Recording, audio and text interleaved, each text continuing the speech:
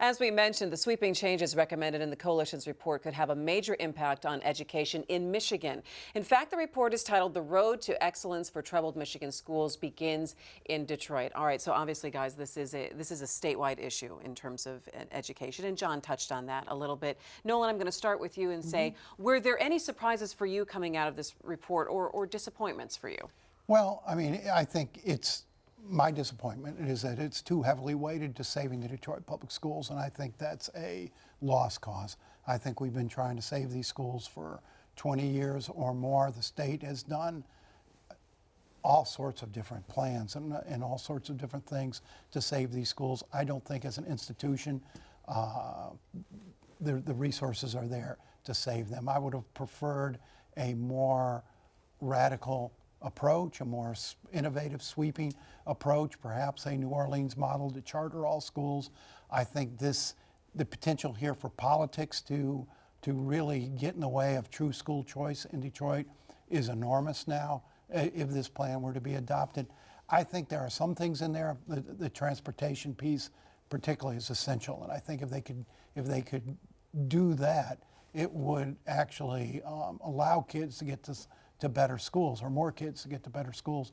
But on the whole, I wouldn't expect the bulk of this plan to end up in the governor's strategy. What do you think is going to happen?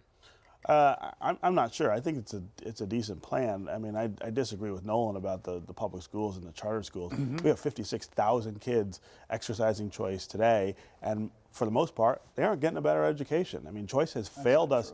Choice has failed us spectacularly in Detroit, and it was promised that not only would we get better schools out of the charter schools, better education for kids out of charter schools, but that it was going to improve the Detroit public schools. So we can't now say that the solution to improving public education has now killed it and then go with the solution that hasn't produced better results for us. And you know, you keep repeating that, Steve. It's just not true. Stanford University out with a report on Detroit charter schools.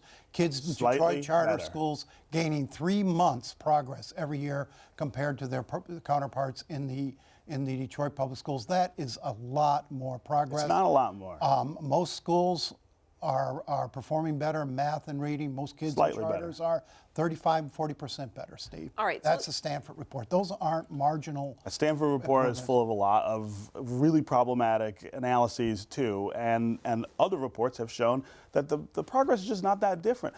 On average, graduation rates higher, and the thing that John Rakolta mentioned, I think, is the key that often gets overlooked here when you talk about performance of these schools. The woman he described picked that school, had nothing to do with academics. She wanted her kids in a safe, nurturing environment and in a place where she felt welcome. That is the major difference. That is a critical difference. And that is good, but I want to take it a bit beyond the public versus charter debate here and take a look at, is there an appetite in the legislature right now to assume some of Detroit Public Schools' debt, because that is a large piece of this plan, and the debt that the school system has right now is one of the massive problems. Well, there are two reasons that the state has no choice but to take this debt. One is they ran it up. They were in charge of the schools while most of this debt was incurred. That's a basic rule of governance. You break it, you bought it. They can't push that on anybody else. The second reason is that the state is the guarantor of all that debt anyway. And so even if you left it in DPS hands and they defaulted, the state would pay it in the end anyway. And it would be more expensive to pay it that way than it would to figure out a way to finance that right now. Yeah, this debt belongs to the state. I mean, contractually, it belongs to the state. And the legislature can huff and puff, but I mean, they back the bond debt and they encourage the bond sales. So. All right, so I think it's going to be interesting to see now how this coalition report fits into what the governor has been thinking about, what Paul Pasternak has been thinking about and working with the governor. What are you hearing, Nolan? I think there's elements of this plan that'll go in maybe as much as half of the plan. I'm not sure the governance models will be adopted. The governor sees from what we're hearing, the governor sees more of a portfolio approach rather than the traditional DPS approach. So I think it'll be interesting to see which pieces of this he picks.